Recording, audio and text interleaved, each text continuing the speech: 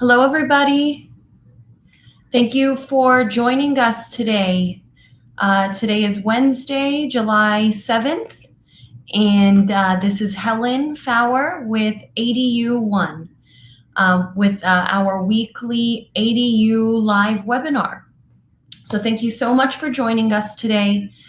Today we are going to talk about multifamily accessory dwelling units, ADUs, the general rules regarding the multifamily ADUs, a little bit of single family. We will give some information about how many ADUs you can add, where they could go, some of the cities and the different laws that apply, as well as sizing, stuff like that. So let's see. If you were here a week or two ago, I wasn't able to share my screen, but that is hopefully fixed today. So let's see. So let's begin.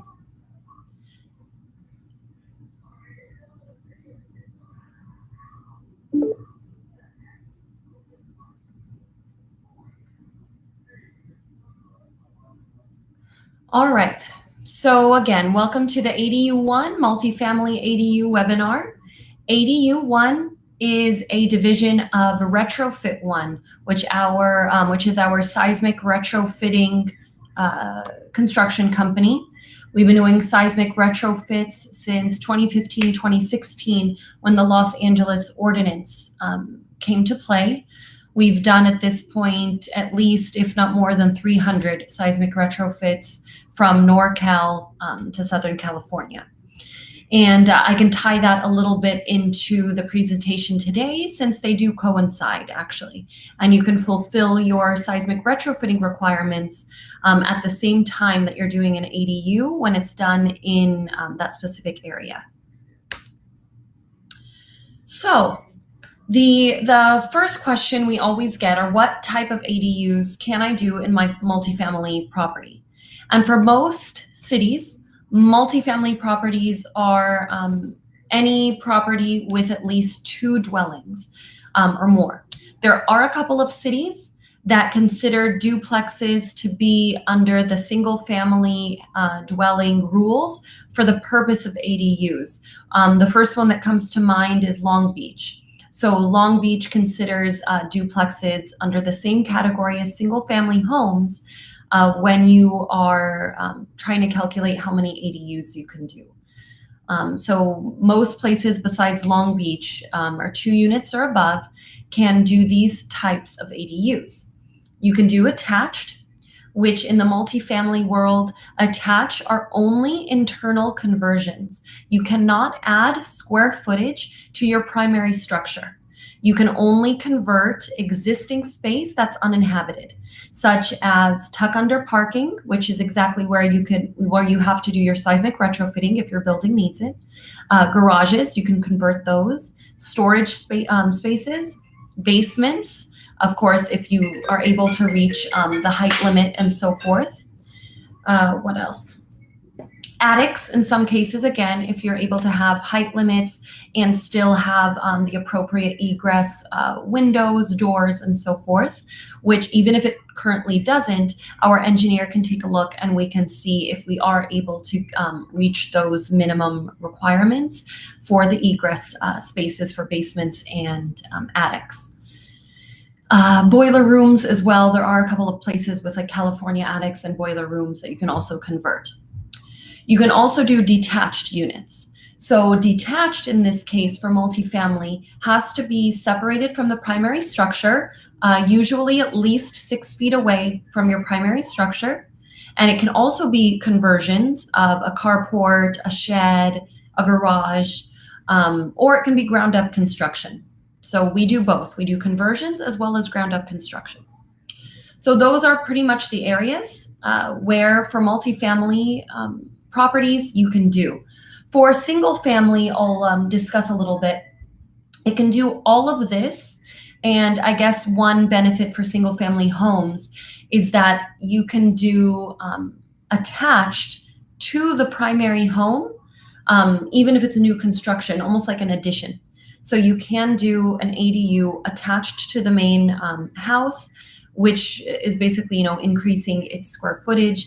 You are allowed to do that. It does have to have its own separate exterior entrance. But unlike multifamily properties where you're not allowed to add to the primary structure, for single family homes, you can. Single family homes, which we'll get into a little bit more, they're also more flexible and lenient with your height limits. So there's no issues, at least usually in most cities, for 2-story units or building on top. Multifamily, it's a little tricky. You still can, but some cities don't allow that. The next big question we get, how many ADUs can I add? So this is specifically for multifamily properties across the state.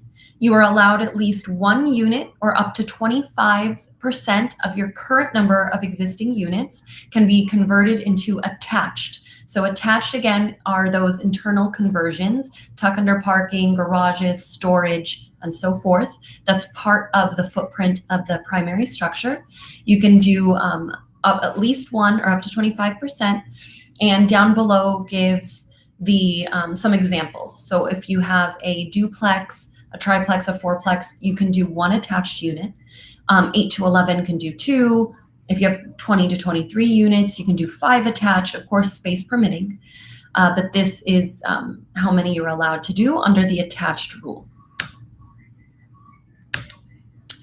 You are also allowed to do up to 2 detached ADUs, which, as I described before, are either conversions of detached garages, detached carports, or just ground up construction if there's available lot or land, an open lot, yard, something like that for brand new construction. You can do up to 2. Most cities allow you to do these up to 2 in addition to the attached. Some areas don't. And also part of the detached units, most areas allow you to build on top of existing garages or carports. Something that we get asked a lot are, let's say your existing property, a multifamily property, is single story, or part of it is single story and only the end of it is 2 stories, and they ask to build on top of the ground floor units. You cannot. Because again, you cannot add square footage to that primary structure. It has to either be a conversion or detached away from the building. Single family homes, you can build on top of attached garages, and but you're not allowed this many. For single family homes, generally speaking, you are only allowed up to 1 ADU, and that ADU can either be attached or detached. If the home is owner occupied, then you are allowed that 1 attached or detached ADU and 1 junior ADU. If the home is owner occupied. A junior ADU has to be part of the home itself, or it can be an attached garage, but you are limited to up to 500 square feet. So it cannot be larger. So it either has to be part of the home, converted and separated for the junior ADU with its own exterior entrance. So you can even close off a living room, a bedroom. I believe it has to have its own kitchen, but I think it's something like it may share a bathroom. It's one or the other. But it may have to have its own kitchen with a cooking station, fridge, countertop, like cook preparation area. And again, up to 500 square feet with its own exterior entrance. But if you have a junior ADU, the owner must either live in the junior ADU or in the primary home. And I believe when you're either finished or when you're pulling the permits, you sign a covenant with your city agreeing to all of these rules. So if you have a junior ADU, your covenant will be that it is owner occupied. There's other rules, such as an ADU is not permitted to be rented for less than 30 days. And this is to obviously avoid rentals like Airbnb, VRBO, because the whole point of the ADUs is to increase affordable housing across the state. If people are only doing ADUs for short-term rentals, that defeats the purpose. So to go back to where we were, how many ADUs can I add? These are a list of some cities that do not allow both configurations. They make you choose either attached or detached. Santa Clarita, Torrance, Long Beach, La Habra, Costa Mesa, Glendale, and I'm sure there's more. Areas though, such as Burbank, Santa Monica, Los Angeles, San Diego, so many cities that do allow both. So these are just a handful of the ones that do not. There's also some cities that prohibit you from doing 2 stories. So you cannot build on top of garages. You can't do 2-story units like a townhouse, anything like that. Glendale and West Hollywood come to mind for cities that don't allow that. Another issue is that, generally speaking, there is a 16-foot height limit that many, if not most, cities have adopted based on California, the state's guidelines. They took this almost just very rigidly that, okay, there's a 16-foot height limit, so that means no 2 stories. However, some cities, such as Los Angeles, do allow you to do 2 stories by going below the grade. We can go about 1 to 2 feet. We excavate, go a little bit below the grade. There'll be a couple of steps to the front door. And then that allows room for minimum, 8 feet, 8.5 feet ceilings, about a foot for the subfloor in between, and then the second floor as well. So here's some examples of our costs and inclusions. And in case anybody is typing in the chat, I will see that afterwards, since right now I only see the slideshow, but it's not long. So the average cost when working with us, we start at $300 per square foot. And this can also include your retrofitting if your building needs it. So if your building needs an $80,000 retrofit, you might as well convert that space into an ADU. We can incorporate those elements into the enclosure and the wall. So that way you still meet the city's requirements. Your building is safe and retrofitted. And now you also get more monthly income via the ADU. The price does go up when we're working with 2nd-story units and we have to reinforce the ground floor, the existing garage, or whatever it is. Excuse the typo, that's supposed to say ground up construction. It does cost a little more for ground up because there is site excavation, foundation, roof, everything like that too. Whereas if we're just converting tuck under, it's a little less expensive rather than complete ground up. But we always make sure, and we'll get into a couple of examples soon, that your ROI, your return, is still worth it no matter what option you're doing. Or we'll show you all of your options. We'll show you what all of the ROIs can be, and then you choose what you prefer. This price does include full scope. We'll add what the engineering price is because we also do the engineering and architectural plans that include the green building, Title 24, the MEP, the mechanical, electrical, plumbing plans. We're also licensed plumbers, we're licensed general contractors, we're licensed engineers. So we take care of everything by the book through the city. We handle all of the permitting process for you. Your role, you're involved during the layout and design process. So we go back and forth. We show you what the preliminary layout looks like. This is, of course, after we already agreed to what's possible, but we work with you on the layout, how many bedrooms, locations, of course, within reason and everything and what's feasible before anything is submitted. So we work side by side until you're happy with the layout. And then, of course, we also include the full scope construction, which includes the finishes and fixtures such as doors, flooring, lighting. Again, the plumbing too happens, insulation, bathrooms, kitchens, countertops, toilets, sinks, showers, tubs, faucets. That's all included. And as mentioned, your retrofitting elements are also included when needed. So that way you satisfy your requisites and requirements, and you generate more monthly income for your ADUs. Here are some examples of your returns. If you did a 600 square foot ADU, depending on your area, you can get between $1,600 to $2,500, yielding you 11 to 17%, which is similar to example 3. Sometimes if you have, 1,200 square foot of space, you can, instead of doing one larger unit, you can split that into 2 units. That can either be for all properties, the detached, since all properties are allowed the up to 2 detached, or if you have over 8 units and this is, in your storage area or your tuck under or a garage, and you wanted to split this up, you could do 2 or more units, get that monthly rent for each of them, still make 11 to 17% annually. If you wanted, a bigger unit, 800 square feet, it would get you, 1,800 to over 3,000 in some areas, netting you 9 to 15% ROI. And of course, these are just examples. We are doing floor plans right now for units that are about 300 square feet. Either they wanted to split it up and make several, studios, or that was the size of the storage room.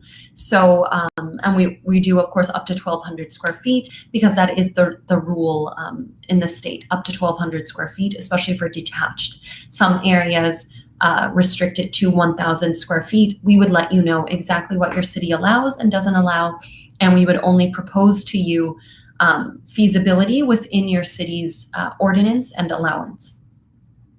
So again, these are just examples of 1 to 2 units. We're working on a project in Berkeley right now. The whole bottom floor is storage and parking, and we're converting that into 3 units, which is really awesome to get out of all of that space. The next big question is about parking.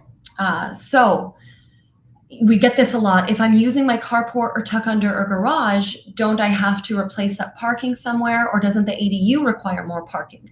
The answer is usually no. State law says that if you're converting a carport or garage, you do not have to replace the parking. And then also, if your property is within a half mile to public transit, such as a bus stop, which I think every single property we have even given a proposal for at this point, which has been hundreds, every single one has been within a half mile of public transit and at least a bus stop. So we have yet to see any property requiring parking or replacement parking at this point. What the housing department says you have to do, especially another question we get, is for rent-controlled units, you have to provide a discount in the monthly rent since you are removing that amenity from them, the parking spot. The range they recommend is $50 to $200, depending on how many spots you're removing from them and the density in your area regarding parking. So this is between you and your tenant. We still always recommend speak with, a tenant landlord attorney, speak with the housing department just to confirm that this is the information that we've obtained regarding when you are removing parking. And you must give at least, I believe, 30 to 60 days. We say give a 60-day notice to be on the safe side that the parking is going to be removed. And then lastly, I know I keep saying this a lot because we get a lot of questions, but the other question we get is this, are my taxes going to go up? Is my entire property going to be reassessed? Especially if you bought your property a long time ago for, $300,000 and now it's worth over $1 million. No, ADUs do not trigger a reassessment. The value of your ADU is added on, creating a blended assessment. So your Prop 13 stays, and what we've been hearing, it's about an average of $1,000 more a year in taxes, but you're making much more than that in your rental income. So here's just some examples. Here is an ADU on top of a carport. Here's a 2-story structure. So these are typically done if you have an open lot with uncovered spaces. If you want to maximize on the 2 units, you will have to do a 2-story structure in order to preserve parking. But if you only want to do 1 unit, at least in LA, they do allow it to be ground floor. So that is all Let's see. So somebody's asking, can an inoperable laundry room to a 16-unit building be used for an ADU? It depends what city you're in. Some cities do not permit laundry rooms whatsoever to be converted. Some do, because again, that is an amenity for the property. So it just depends on your city. Some say you can if you relocate it. And we're actually doing several projects right now, relocating laundry rooms, even building new ones for the building. So it really depends on the city. So we can check that for you.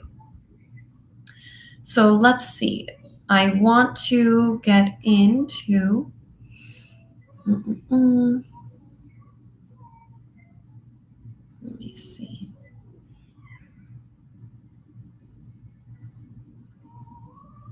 So I hope that that was the screen share was shared. Let me see. If it wasn't, I basically said everything that was there. Hopefully you guys can see this. Let me see.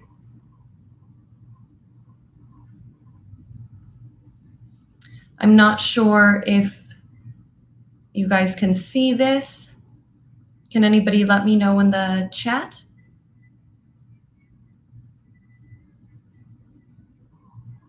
Let me see. No. Okay.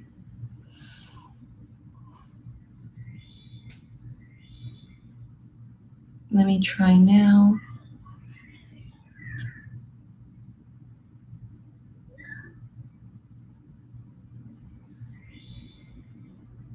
Okay. Let me try to fix this.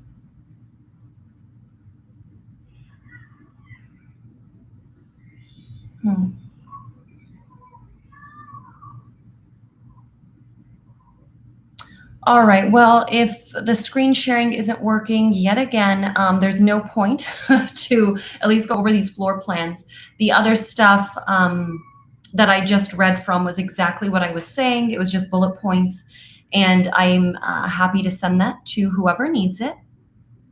But even though you guys can't see it, I can just go ahead and describe some of these.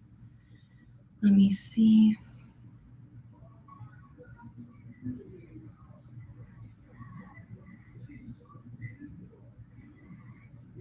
Let me see here.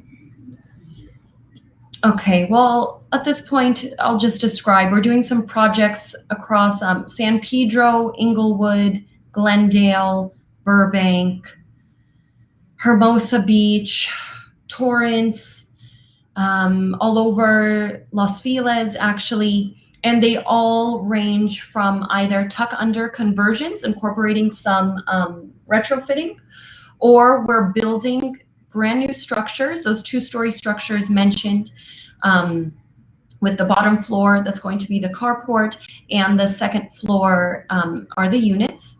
And we're also building on top of carports. So those are some of the projects we're working on right now. And as mentioned before, they're between 300 square feet. We're doing a 1,200 square foot ground up in Lake Balboa.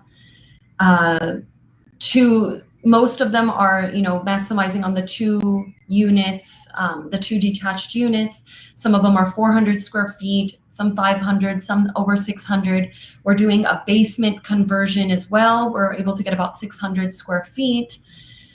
So yeah, those are some of our projects. And as described earlier, they started around 300 square foot with us. We are a family-owned company. We handle business just very transparently, straightforward. We handle the permitting process for you.